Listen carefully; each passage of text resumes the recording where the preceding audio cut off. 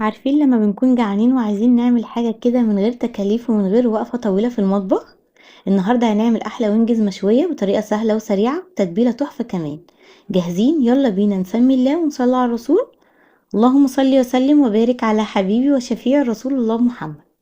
معايا كيلو أجنحة فراخ مغسولة كويس جدا ومتصفية من المية، طبعا غسلينها بملح وليمون وجنزبيل. الجنزبيل عايزة اقولك حلو جدا في غسيل الفراخ. تمام، غسلناها وشطفناها كويس وصفيناها كمان من المية كويس جدا، مش عايزين يكون فيها مية خالص. تمام. هنروح مجهز لها تتبيله كده حلوه جدا. على فكره التتبيله دي تنفع لمشاوي، لفراخ مشويه، فراخ كامله بقى او وراك اي حاجه. معانا بصلايه مبشوره وسط، طماطمايه مبشوره طبعا مبشورين ناعم، معلقتين زبادي كبار طبعا بتدي طراوه وبتديها بتخليها تبقى طريه جامد الفراخ. معايا معلقه كاتشب كبيره، دي اختياري، موجوده تمام، مش موجوده برضو يعني مش مهمه قوي عشان دي تدي لون حلو. بس كده. معايا ملح، معلقه ملح، معلقه فلفل اسود، ومعلقه بهارات فراخ، ومعلقه بصل بودر، ومعايا ربع معلقه قرفه وربع معلقه زعتر ومعلقه سكر. معلقه السكر دي لو موجود عسل خلاص، عسل ابيض بتضيفي معلقه عسل ابيض، مش متاح عسل ابيض بتضيفي مكانها سكر. السكر بيبقى فايدته عشان خاطر بيخلي انسجه الفراخ تبقى طريه وتستوي معاكي بسرعه. تمام. ومعانا معلقتين خل كبار ومعلقتين زيت كبار. وامسكي بقى التتبيله بالفراخ قلبيها كويس جدا عشان تحسي كده ان الفراخ اتشربت من التتبيله كويس. تمام كده، قلبناها كويس. يعني يستحسن اللي احنا نسيبها مثلا ساعتين 3 في التتبيله، نشيلها في التلاجة لغايه مثلا ما نجهز حاجه تانية كده اهوت، وبعد كده نبدا نسويها.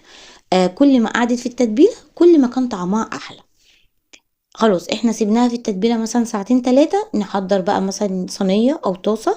اهم حاجه تكون حاجه مش بتلزق، من غير ما نحط اي ماده دهنيه خالص فيها. احنا هنسخن الطاسه كويس جدا، وطبعا الفراخ محطوط فيها زيت، محطوط فيها كل حاجه، فمش هتلزق منك ولا حاجه، ما تخافيش. وما تحاوليش تحطي الفراخ كلها مره واحده، عشان كده هتخلي الطاسه تبرد منك، وهتروحي الفراخ منزله ميه، فلما بتنزل العصاره اللي جواها الفراخ لحمها نفسه بينشف، احنا مش عايزين كده. هننزلها واحده واحده على نار عاليه، يعني جزء جزء منها، قطعه قطعه. تمام. لغايه ما تروحي منزله الكميه كلها. بصي بقى هتلاقي ما نزلتش والله ميه ولا اي حاجه خالص، فبتحتفظ لما بتاخد الصدمه بتحتفظ بالعصاره جواه. اول ما تحسي ان هي خدت لون واتشمعت من تحت، بتروحي قلبها الناحيه التانية برضو تاخد لون. برضو ما تحاوليش تتك عليها قوي في اللون، كده كده احنا هنحطها في الشوايه. احنا بس خدت لون وخدت صدمه واحتفظت بالعصاره جواها عشان تفضل طريه. وتروحي مقلباها على الناحيه التانية برضو تاخد لون. بس كده لما بتيجي بتشيليها من الطبق اللي انت كنت عامله فيه حطاها في التتبيله، بتلاقي يعني في تتبيله موجوده في الطبق دي، بتحطي عليها نص كوبايه ميه وتروحي ضيفاها على الفراخ. بتدي طعم حلو برضو. لو حسيتي التتبيله دي ناقصه ملح او فلفل اسود بتضيفي لها حاجه بسيطه، وتروحي نازله عليها على نار عاليه. بعد كده تسيبيها، تروحي موطيه النار بعد ما تحسي انها بتغلي، وتروحي موطيه النار عليها ومغطياها، سيبيها تستوي خالص، وتروحي واخداها حطها تحت الشوايه يا دوبك دقيقتين 2، وتكوني متابعاها كويس عشان خاطر ما تتلسعش بزياده.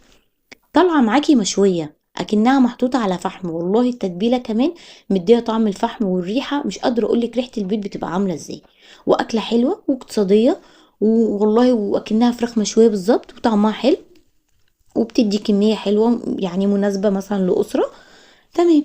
كده خلصنا. شفتي سهله ازاي؟ وصفه والله سهله وجميله. هتتبليها وتسيبيها لغايه ما يكون وراكي حاجه في البيت هتعمليها او كده، وتروحي راجعه على طول مسويها، مش تاخد منك 10 دقايق. تقدميها جنب مكرونه، تقدميها جنب بطاطس محمره، جنب سلطه وعيش، بتنفع جدا وبتنفع في وقت زنقه. وعلى فكره انت ممكن تتبليها وتشيليها بتتبيلتها في الفريزر، يا دوبك تبقى على التسويه. يعني انت ممكن مثلا كل اول شهر مثلا لو هتجيبي 2 كيلو ولا حاجه، وتروحي متبله كل كيلو وشايلاه في كيس، وقت ما تحبي تطلعي منها تبقى جاهزه معاكي. وبالف هنا يا حبايبي.